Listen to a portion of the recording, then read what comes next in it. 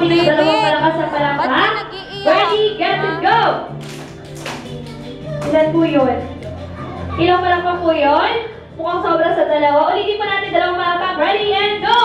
1, 2. Next po dyan is papadyak po tayo ng dalawang beses. Ready, get, set, go! 1, 2. And next po sa step na yun, itatago natin yung ating mga mukha. Sa pamamagitan ng inyong mga kamay, itatago natin yung ating mga mukha. Tago. So, Casey, itago mo yung mukha mo. And si Jethro. So, Jethro, ilagay mo yung kamay mo sa harap ng mukha. At unti-unti lang natin aalisin yung mga kamay na yan habang sinasabi natin ang magical word na saya. Ano nga po ulit? Saya. Okay, ulitin po natin. Ready, get, set, go!